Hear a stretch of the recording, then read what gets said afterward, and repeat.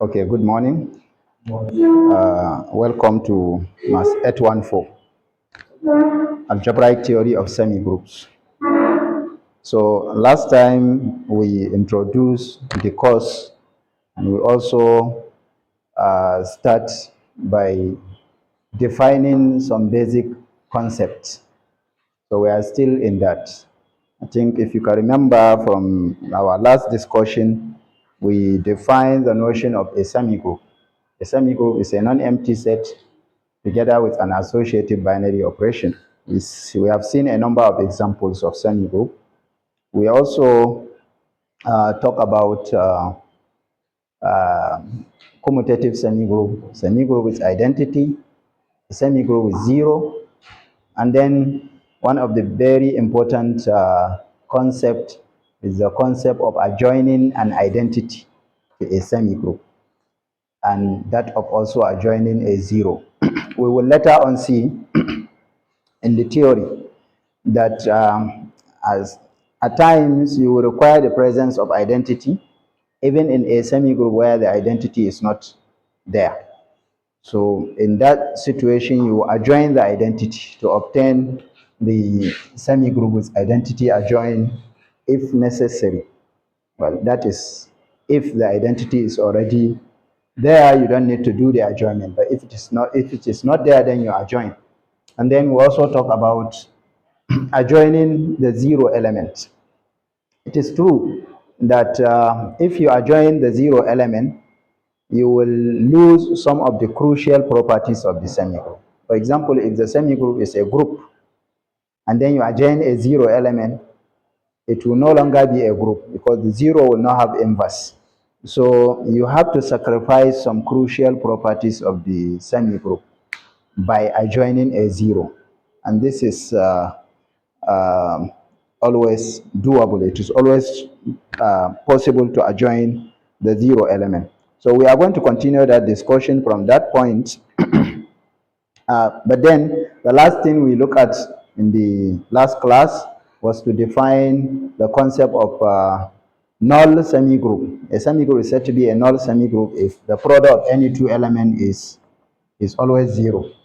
And then we define left zero and right zero, and then left zero semigroup and right zero semigroup. Left zero semigroup is the product is always giving you the leftmost element, and if the product is the rightmost element, then the semigroup is a right zero semigroup. So in a left zero semigroup, anytime you multiply, you get the element at the left. And anytime you multiply here, you also get the element at the right. So one thing you should see is immediately is that the left and right zero semigroup are not commutative semigroups. Okay? Because if x is not equal to y, you get xy equal to x and yx equal to y in a left zero semigroup. So if x is not equal to y, this product will not be the same. So therefore, these semigroups are not commutative semigroup. So you need to take note of some of these properties of the semigroup. So we continue from that point. Yeah. Yeah, it's a left zero because it acts like a zero from the left. So every element of the semigroup is behaving like zero from the left. When multiplied by any other element from the left, you get the element. So you see, if you multiply y times any x, you get y. So y is just like zero. But this is happening only if y is coming from the left or x is coming from the right. And then if it is happening with the element coming from the right, then you say right zero semigroup. That element is right zero. I hope it's okay. So this is that notion. So we continue from that point. Given two subsets, A and B, of a semigroup, S. So subset of the semigroup, we just take any two subset of the semigroup. We define the product of A and B. We can define A times B to be the set AB such that A is in A and B is in B. You can always do this simply because you have a way of performing this product in the semigroup. Are you following? If you just take a set without any structure on it, you can't do this because you don't know how to combine. But since you are in a semigroup, you can do the combination. So this is always an element of the semigroup. So this product of two sets is yet again producing a third subset. I hope it's okay. So if you multiply A times B is still an element of S. So the resulting set AB is still a subset of S. I hope it's okay, but it's not necessarily a semigroup. But then it is clear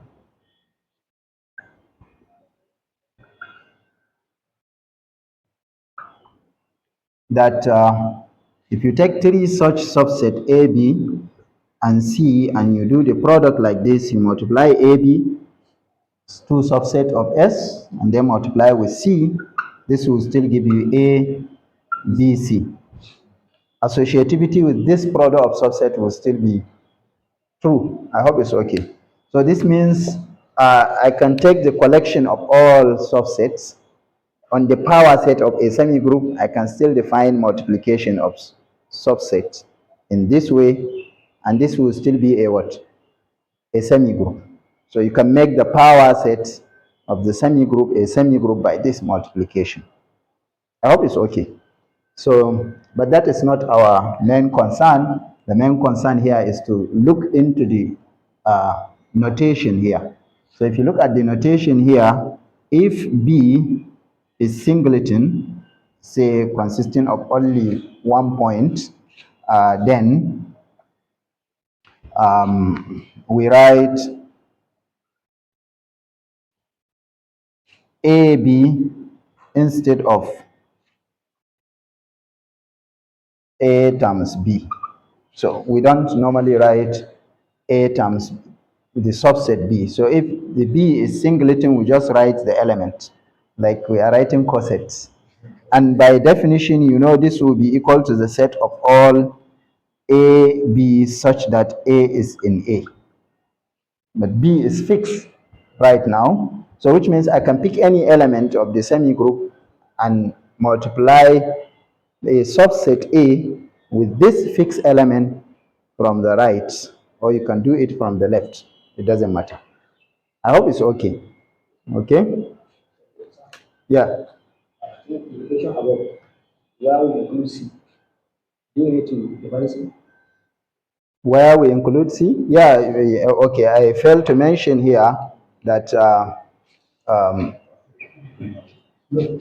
A, B, C are still subset of S. Yeah. You know, I think I said it, but I didn't write it down. So this is true. Thank you. Now, so with this notation, we can think of SA for any element, all this, in fact, for any element, fixed element, A in the semigroup, S, SA, and AS. With this notation, all these are subsets of S. Okay? They are subset of S. So, but you remember we define a semigroup as a set, non-empty, with an associative binary operation. So a binary operation, when you call an operation, a binary operation on a set, you know, in the defining property of the binary operation, already closure is included. Are you following? Because what you mean by binary operation is that if you take two and combine, you get a third element of the system, of the set. I hope it's okay. So if you say a binary operation on a semigroup, then you mean closure is already there on a set. So associativity is also there. With this, every group is also a semigroup, but not all semigroups are groups. If you want to check that a semigroup is a group, you need to check the two properties of identity and what? Existence of inverses. Okay? But with this notation we have gotten, we can easily do that via checking that this subset SA and AS coincide with S. So once SA and AS equal to S, then you can now conclude that the semigroup is a group with respect to the binary operation. In fact, this should happen for all element A. So I can prove this as a result. So it's a lemma or proposition. I don't know whether this should be proposition 1 point. You remember our numbering? The last lemma we proved was 1.1. So maybe this should be 1.2. Yeah. So a semigroup S is a group. Yeah. Every group is a semigroup, but not all semigroups are groups. If for all A in S, AS or SA is equal to S and AS equal to S. So when this happens in a semigroup, then that semigroup is a group. In fact, this result is biconditional. It's if and only if. Because if it is a group, automatically this will happen.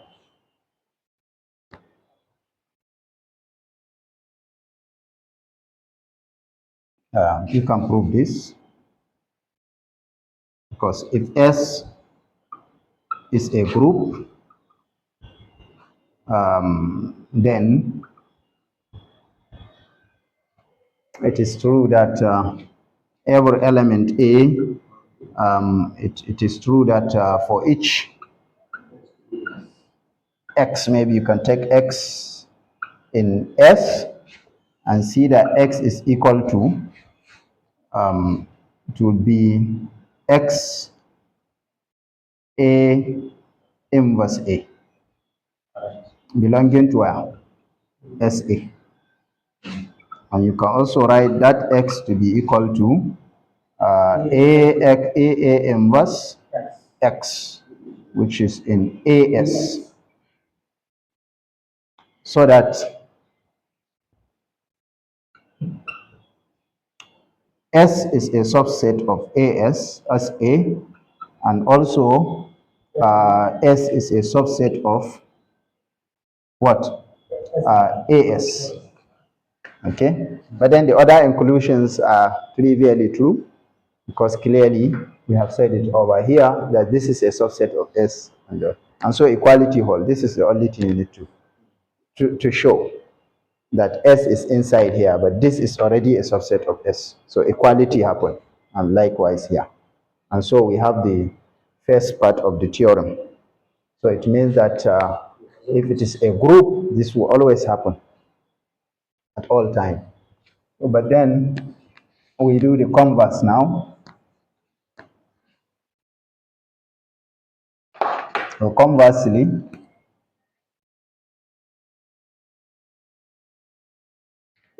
suppose for each A in S, SA equal to S and AS is equal to S. That is, the given condition is true. Then we want to show that S is a group. So already it's a semi-group, so it is closed with respect to the operation. It's also what? Associative with respect to the binary operation. So we are just left with two properties to establish: existence of identity and existence of inverses. But then, so how do you see that it is identity exists? Now, since SA equal to S and A is a member in here, it means by these two equations, there exists some X and Y. I will call them E and the F. in S such that that A that exists here is of the form ES. So EA equal to A. And AF should be equal to what? A also. So this E is acting like the left identity, and that F is acting like right identity. But then, um, for all X, if you pick any arbitrarily taken X from Y, you will see that this E will still behave like identity with it.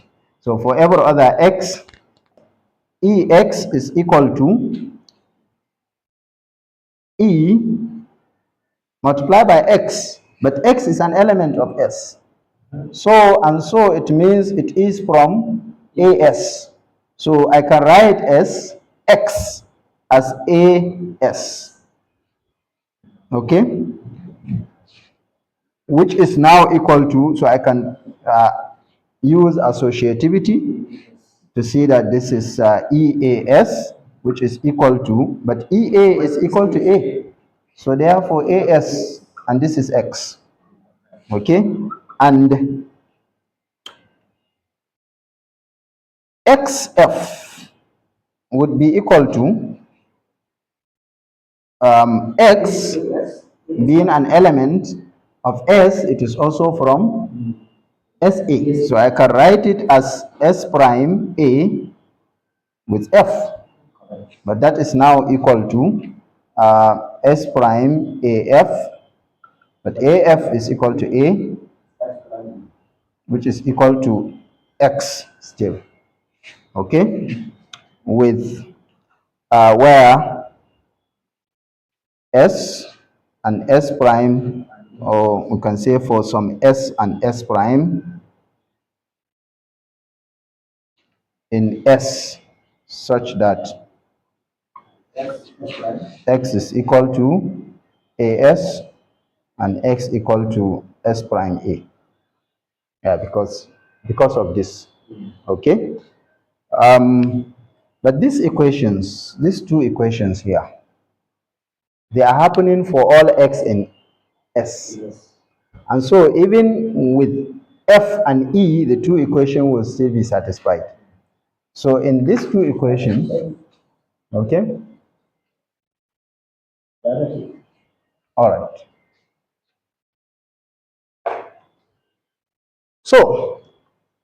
So in this equation, if we make the substitution that X is equal to F,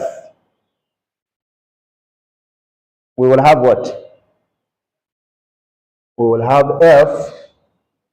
So using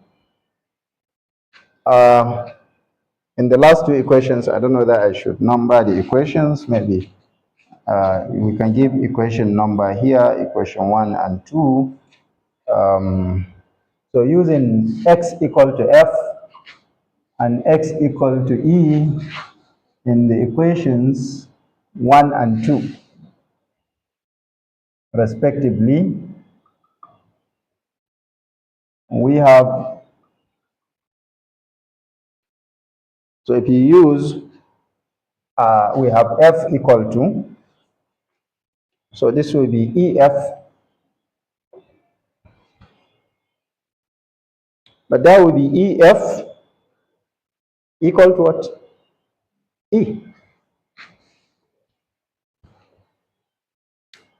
And so this E and that F are the same element of the semigroup doing this thing. I hope it's okay. So which means this E and F is the identity of the semigroup. Thus, E equal to F equal to 1 is the identity in S. So S has identity. Is that okay? So the last thing to do is just to check what?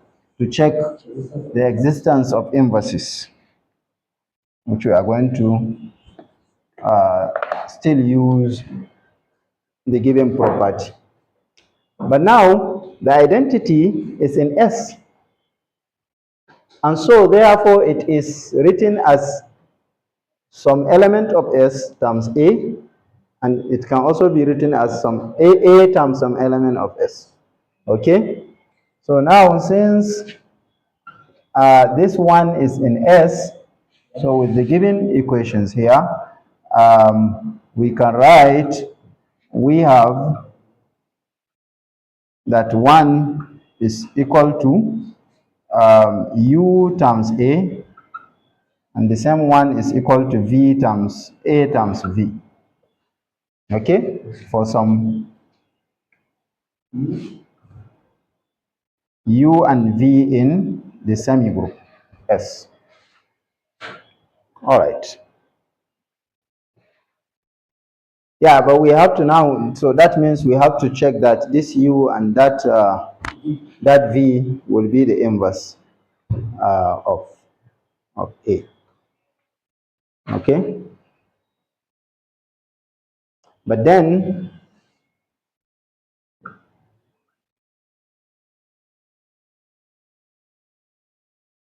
it means U is equal to 1 times U, which is equal to, but 1 is AV.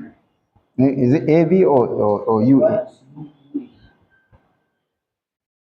1 is One is UA, one is A. AV. Okay? Times U. Or UA, ba? So 1 is UA. Yeah, you use UA, which is equal to no, no, no. I should have written it on the other side. So 1 U is equal to U times 1, but that is equal to U AV. Okay, and that is equal to what? UAV. UAV. But UA is one. But then UA is 1, so what you have is 1V, which is equal to V.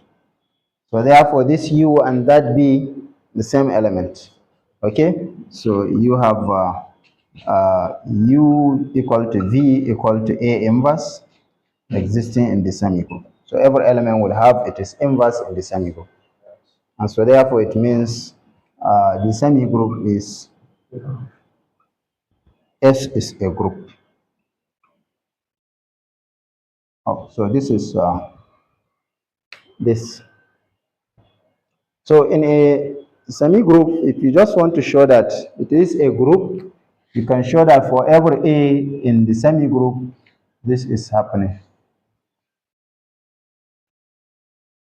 Then you can write these conditions more from the inside.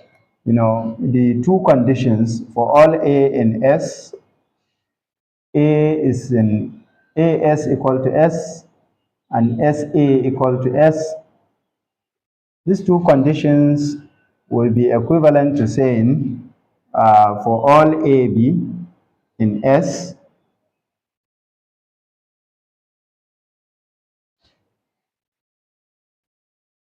there exist X and Y in S such that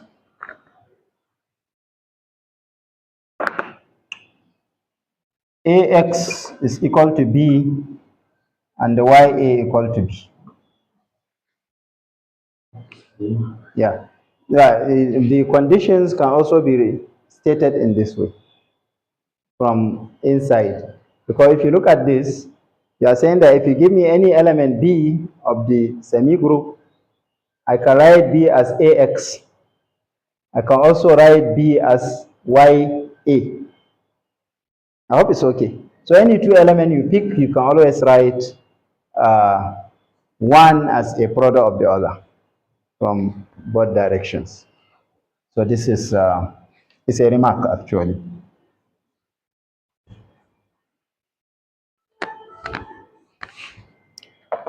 So we I give you a definition now of something called zero group. Okay. You remember my earlier remark when I said given a group, you can make it a semi-group with zero by adjoining a zero element. So there are semi-groups like that. You can construct semi-group with zero like that. If you remove the zero, the remaining part of the semi-group will form a group. Okay, like which semi-group? Like the semi-group of rational numbers. You take the set of rational numbers with multiplication. Is it a group? No, because zero is present there and it doesn't have inverse. But is it a semi-group? Yes, because multiplication is close and associative. You multiply two rational numbers, you still get a rational number. This is associative. Is that okay? But is it semi-group with zero? Yeah, it's a semi-group with zero. But if you remove the zero element, you get a group. Okay? But there are semi-group with zero that if you remove zero element, you don't get a group. Like which one? Like the null semi-group. The null semi-group. It's not all zero semi-group that are. Some zero semi-group or semi-group with zero, if you remove the zero element, you get a group. But some, when you remove the zero element, you no longer even have a semi-group. In fact, it may not be a group. It's the resulting set may not even be a semi-group. Or it can stop at the level of being semi-group. For example, this one, if I remove the zero element, if you remove the zero with multiplication, it's a group. You know this one? It's a group. But if you look at the semi-group, Z with multiplication, the semi-group of what? Integers. Is it a group? This is not a group, but it's a semi-group with zero. But you can remove the zero element. If I remove the zero element, it is a semi-group without zero, which is not a group. I hope it's okay. So sometimes when you remove the zero, you get a group. Sometimes if you remove the zero, you don't get a group. So which means some semi-group with zero are constructed in that way. It is a group before, then you adjoin zero and it is no longer a group but a semi-group with zero. I hope it's okay. Like the group of real numbers, non-zero real numbers. If you bring back the zero, it is no longer a group but it's a semi-group. So such a semi-group is called a zero group. So a semi-group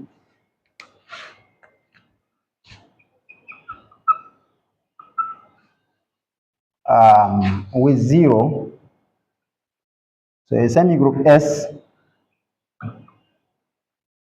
with zero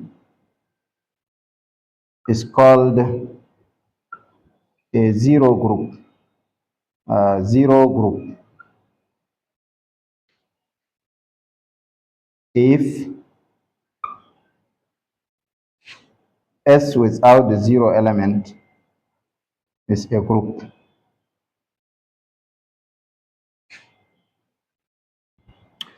And the way we normally do it, we usually write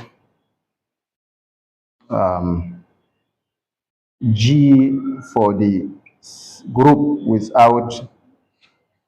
for the group obtained on removing the zero. And denote the semi-group S and denote S by G0.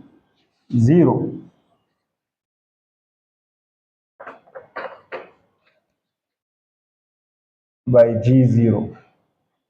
So once we write g to power 0, we mean a semigroup, a zero group. I hope it's okay. So g to power 0 is a zero group. So actually this means what? This is g union 0.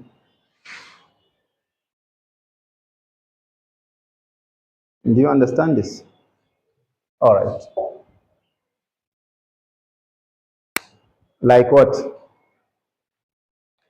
The example I mentioned, like the group of rational numbers, semigroup of rational numbers, including the zero.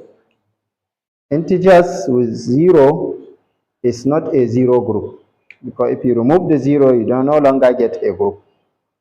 Set of integers without zero under multiplication is not a group. Or is it a group? It's not a group. Inverses are not existing there. It's a semi-group. It's a monoid. It has identity element, the number 1. Do you get it?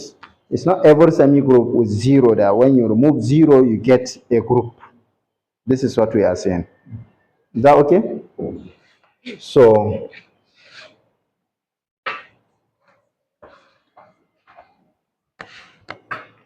let me give you one characterization of this. So I think not proof, proposition. 1.3. So a semigroup S is called a zero group. It's a zero group. We are not defining here. We are stating a result. So it's a zero group if and only if. And so this is a characterization, necessary and sufficient condition for a semigroup to be a zero group. So if and only if for all A in S take away 0, AS is equal to S and SA equal to S. Yes. Is it G union zero? Which one? Is it zero? G0. Yeah. No, it's G union 0. Because G is S minus 0. Yeah, G0 is actually S. So what we mean by G0 is S along with the 0 element. Okay? So if you write, because S is S without 0, union 0 again. You remove 0 and bring it back. I hope it's okay. So, but if you donate this with G, then you get G union 0 to be your S. But that S we said we are going to call or write as G0. Okay? So it means it's the group, then you adjoin 0. But not every semigroup are obtained like this. Not every semigroup with 0 are obtained in this way. And if it is obtained in this way, then it is called a zero group. So you can prove this.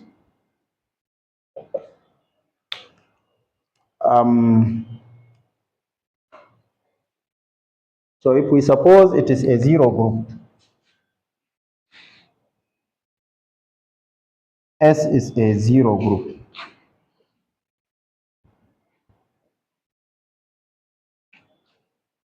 So that is S is equal to G0, meaning G union 0. Okay? By our notation. Then we want to show that if I take any element non-zero from the semigroup, these equations will hold. SA equal to AS equal to that. But we have seen that if a semigroup is a group, then what? These equations will hold. So then it means for all A in G, remember G is this, but this G is a group. And the lemma or the proposition 1.2 we just proved says that if you take any element from a semigroup which is a group, you get what? AG to be equal to G and GA to be equal to G. But then since if you take SA, it will be equal to, what is S? S is this. Yeah, it's G union 0. So SA will be equal to GA union 0. And AS would be equal to AG union 0. I don't know that you can see that. So it follows, immediately it follows that SA equal to S. And AS is S. And what? AS is S. AS equal to S. Is it immediate from this part? Because GA is G. So that would be G union 0, which is equal to S. And this is also G, which is also G union 0 equal to S. So it's immediate. Now we check the converse. So assume this property is true. So conversely, suppose,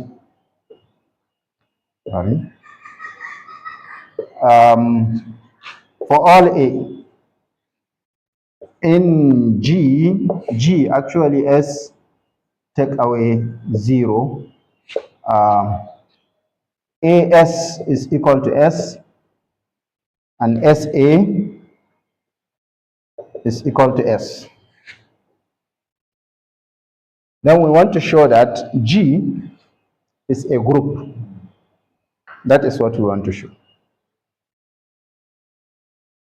So what we need to show is closure of the binary operation. Then we show that G is a group. Group, not zero group. No, it's a group.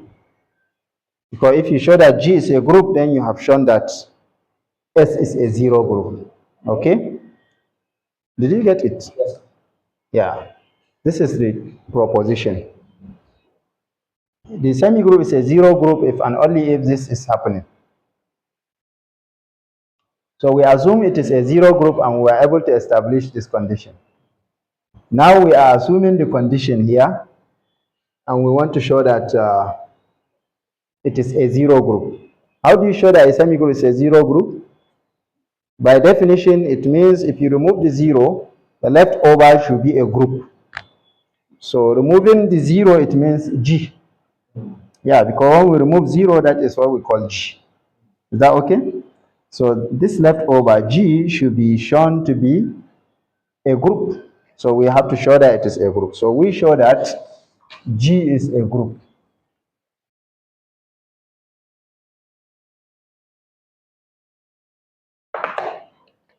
We show that G is a group. Okay?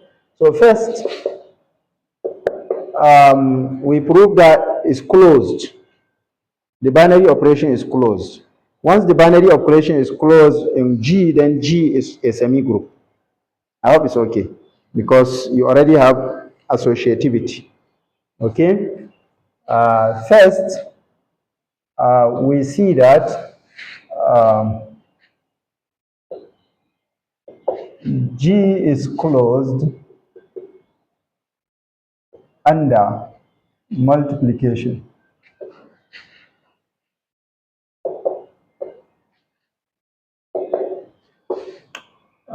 For if, so we do it by contradiction. For if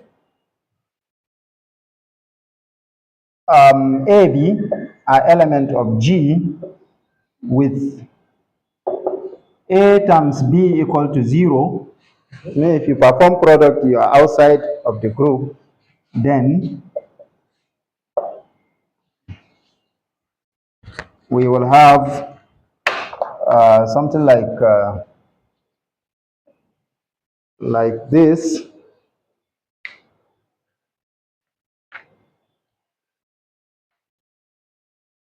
So S square to be equal to S times S. Remember my notation, S square should be S times S. It doesn't mean squaring element in S, but S times S. So it means product of element XY, where XY are members of S. But this should be equal to, because we have assumed this. So S is SA, and the second S here is BS. Yeah, with B it is also happening because this is happening for all A, okay? And this is equal to S associativity, okay? But this is 0, so you have 0 S, and so everything will be 0, okay? So, but if this is the case,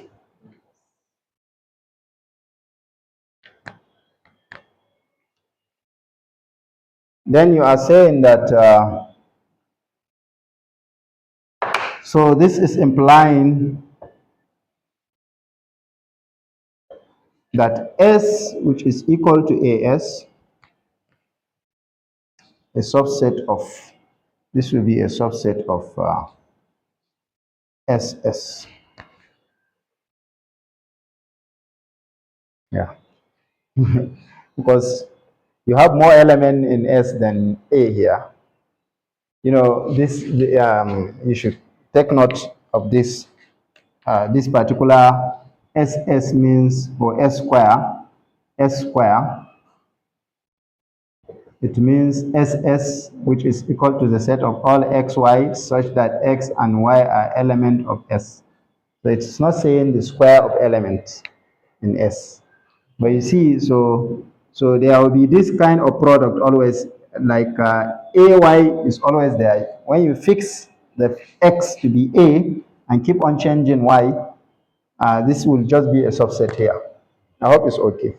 So this is a subset of that, but this we have just shown to be equal to 0. So this is equal to 0. Let me use blue. This is equal to 0. So what are you saying? You are saying the entire semigroup is a subset of 0. Well, but that means equality. Okay? Okay.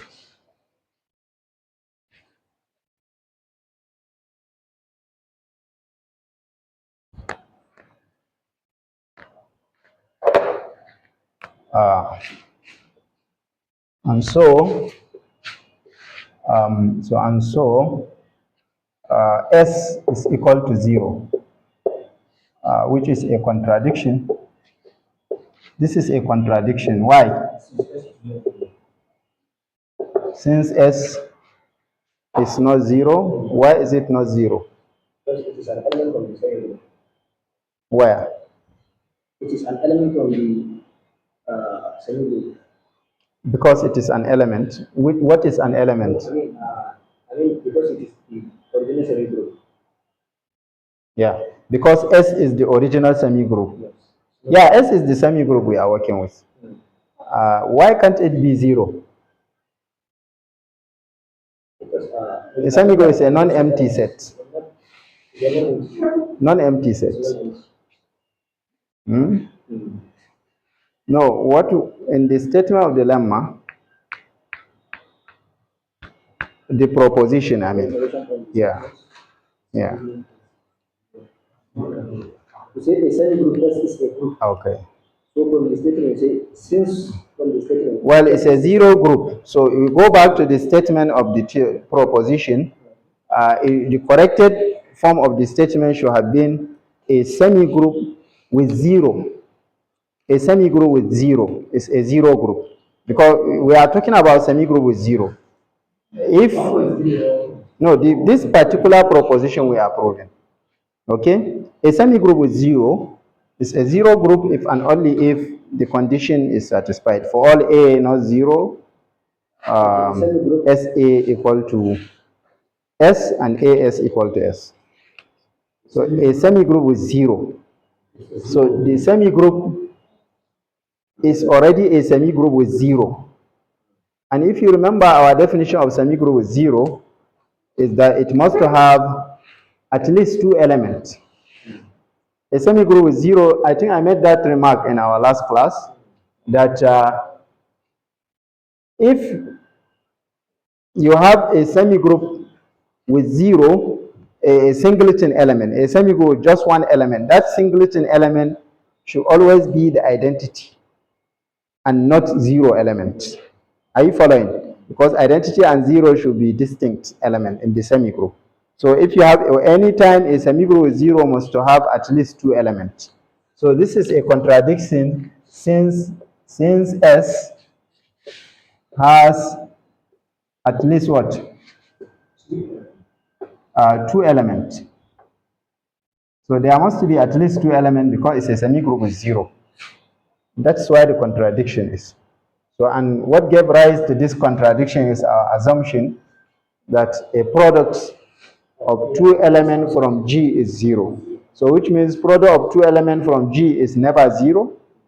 And so therefore it must be in G. Because the only thing that is not in G from S is the 0 element. So G is closed under multiplication. So it means G is what? Closed under multiplication. Under multiplication. But now if it is closed under multiplication, then it's a semigroup. Okay? That means G is a semigroup.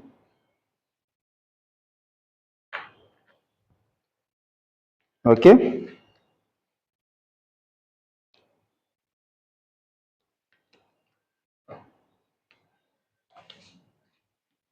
And now we conclude. We have to show that identity is there and emphasis are there. But we have a way of checking this from proposition 1.2.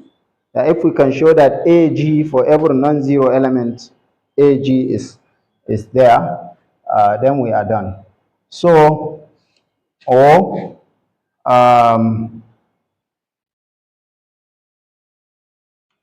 so we check. If you take now for all AB in S or in G, let us take in G, there exists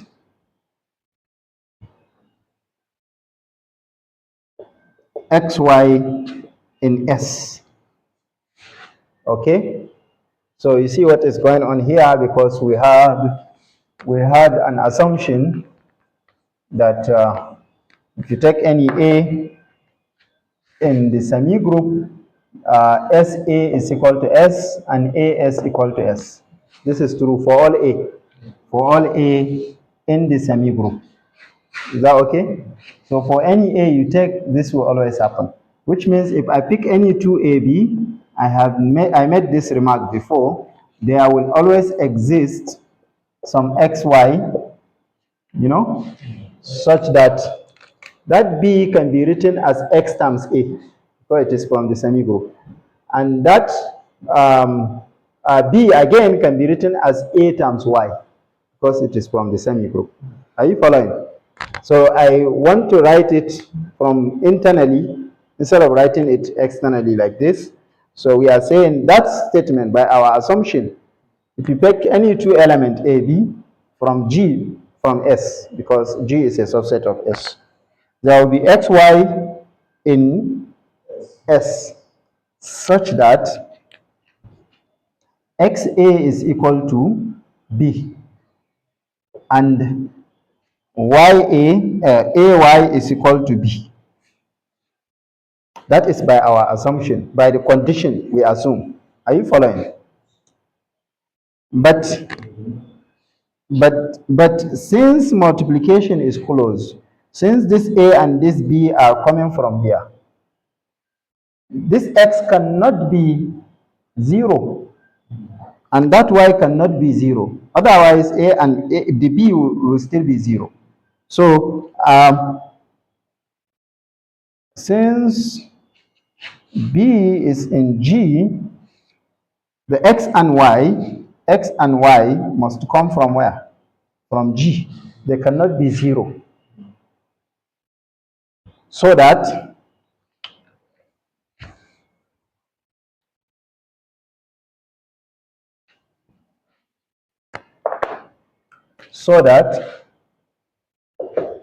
G satisfy the condition of proposition 1.2. What was the condition? For every A in G, okay, let me write it. That is for all A in G, AG will be equal to G and what? GA equal to G. Thus, G is a group and S is a 0 group. So that is it. Okay? So we have a 0 group. Yeah. Okay? Is it okay? No. It's not okay?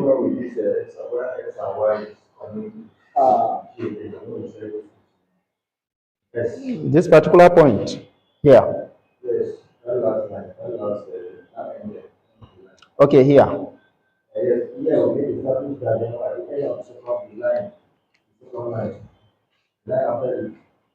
This one? Here? Yeah, belongs to G. Reason is that B is in G, so it's not a 0. Do you get it? So because B is not 0, this x cannot be 0, because if x is 0, you get this product to be 0. And you are saying the right hand side is not 0. Is that okay? So that is why x cannot be 0. And to say that x cannot be 0, it means it is in G. G is a set of non-zero elements. Likewise, here, y cannot be 0 because B is not 0. Is that okay? Yeah. So this is okay, huh? All right. So we talk about, so actually this is the concept of 0 group. Yeah, so and most of the time you will have to work with 0 group. There will be many times that you have to work with 0 group in the theory. Okay? And such classes of semigroup exist in naturally. And we have seen many examples. The set of real numbers, set of rational numbers, and so on and so forth. Okay?